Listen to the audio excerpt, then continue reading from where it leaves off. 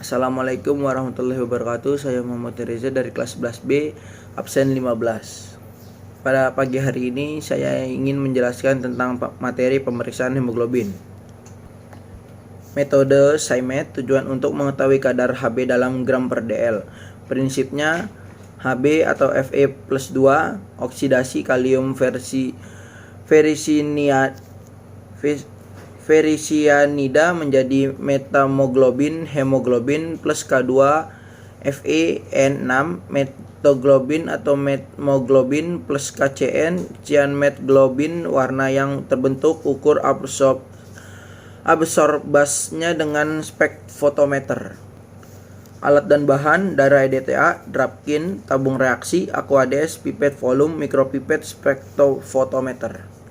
Cara kerja: 1. Dipipet 2,5 ml reagen Drapkin dengan menggunakan volume pipet ke tabung reaksi.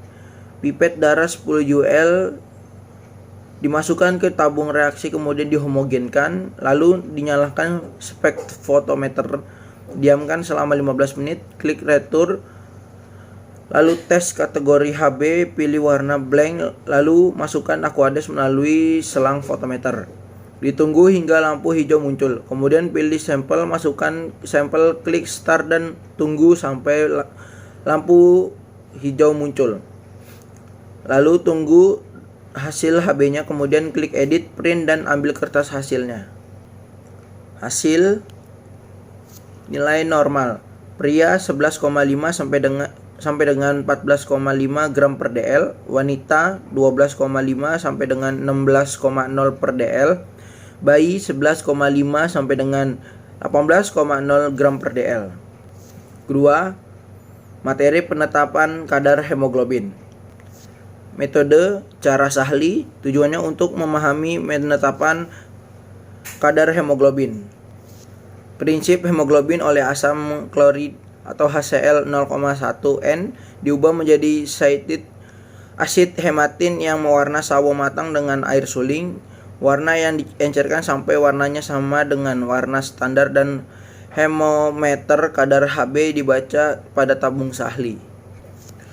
Alat dan bahan: ada darah, pipet Pasteur, Aquades, standar Sahli, tabung Sahli, HCl 0,1, pipet Sahli 20 UL, batang pengaduk. Cara kerja: masukkan HCl 0,1 ke dalam tabung Sahli sampai batas angka 2. Darah, hisap dengan pipet 20 UL, ambil darah sebanyak 20 UL. Kemudian masukkan darah pada tabung berisi HCl 0,1 dan diamkan 5 menit sampai berubah warna menjadi coklat. Masukkan Aquades sedikit demi sedikit untuk mengencerkan darah. Aduk dengan batang pengaduk sembari memasukkan Aquades sampai warna sama dengan warna standar Sahli. Baca hasilnya. Hasil: nilai normal. Laki-laki 14,0 sampai dengan 18,0 gram per dl, perempuan 12,0 sampai dengan 16,0 gram per dl. 3. Materi pemeriksaan hematokrit. Metode mikrohematokrit tujuan untuk mengetahui pemeriksaan hemoglobin atau Hb dengan metode hematokrit dengan benar. Prinsip: darah dengan antikoagulan isotonik dalam tabung diputar selama 5 menit 16.000 rpm sehingga eritrosit dipadatkan membuat kolom bagian bawah tabung. Tingginya kolom mencerminkan nilai hematokrit.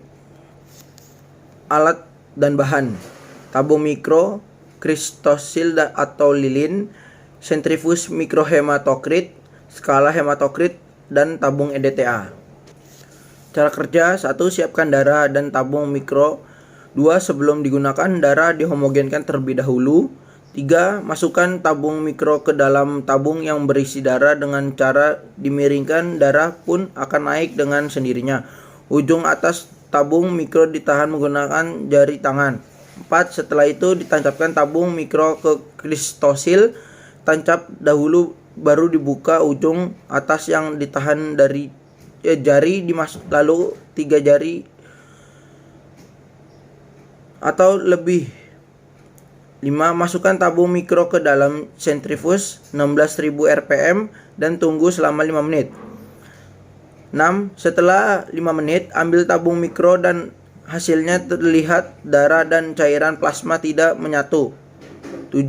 Letakkan darah di skala hematokrit dan dilihat beberapa nilai hematokrit, lalu catat hasilnya. 9. Hasil 10. Nilai normal. Pria 40% sampai dengan 54%, wanita 37% sampai dengan 47%. Materi selanjutnya, laju endap darah atau LED. Metode Westergren tujuannya agar dapat mengetahui teknik pemeriksaan laju endap darah dengan metode Westergren. Prinsip: darah dicampur dengan antikoagulan N-asitrat 3,8% dengan perbandingan 4:1, kemudian dimasukkan ke dalam tabung Westergren dan diletakkan tegak lurus. Hasil dibaca setelah 1 jam. 7. Alat dan bahan. Sampel darah EDTA N-asitrat 3,8%, pipet 200, 600, 100 UL, rak Westergren, parafin, tabung Westergren, kapas, alkohol 70%, tourniquet. Cara kerja: disiapkan alat dan bahan yang diperlukan. Darah yang sudah diambil dari pasien kemudian dimasukkan ke dalam tabung yang berisi N-asitrat 3,8 dengan bandingan darah 1,6 mili dan antikoagulan 0,4 mili atau 4:1 dan kocok sampai homogen. Darah dihisap oleh tabung Westergren sampai angka 0 dengan bantuan torak. Kemudian tabung disimpan tegak lurus pada jarak tabung Westergren dengan posisi angka tabung menghadap kita dan diberi label. Disimpan selama 1 jam dan dibaca tinggi plasmanya. 10 hasil. 11. Nilai normal. Laki-laki 0 sampai 10 mm per jam, perempuan 0 sampai 20 mm per jam. Materi selanjutnya yaitu membuat sediaan hapus darah atau SAD. Metodenya objek glass. Tujuannya untuk mengetahui cara pembuatan sediaan hapus darah dengan benar. Prinsip: setelah darah dipaparkan di atas objek glass, lalu dicat dan diperiksa di bawah mikroskop. Alat dan bahan: objek glass, blue tip, darah, tisu. Cara kerja: teteskan darah ke atas objek glass. 2. Dorong darah dari ke depan, tetes ke belakang dengan bantuan objek glass 2. 3. Tahan darah sampai menjadi garis di pinggir objek glass. 4. Dorong lagi darah dari belakang ke depan sampai membentuk lidah api, yaitu ada bagian tebal dan tipis, juga tidak mengandung lemak atau bergelembung. Metode pemeriksaan: ada 2 metode pemeriksaan, yaitu cara sediaan basah dan sediaan kering. Sediaan basah: taruhlah 1 tetes larutan BCB dalam metilalkohol atau metanol di tengah-tengah kaca objek dan dibiarkan sampai kering, atau taruhlah 1 tetes larutan zat warna BCB di atas kaca objek. Taruhlah setetes kecil darah di atas bercak kering atau ke atas tetes yang zat warna dan segeralah campur darah dan zat warna itu dengan memakai sudut kaca objek lain. Tutuplah tetes darah itu dengan kaca penutup. Lapisan darah dalam sediaan basah ini harus tipis. Benar. Biarkanlah beberapa menit atau masukkanlah ke dalam cawan Petri yang berisi kertas saring basah jika sekiranya pemeriksaan selanjutnya terpaksa ditunda. Periksalah memakai lensa minyak imersi dan tentukan berapa banyak retikulosit didapatkan di antara 1000 eritrosit.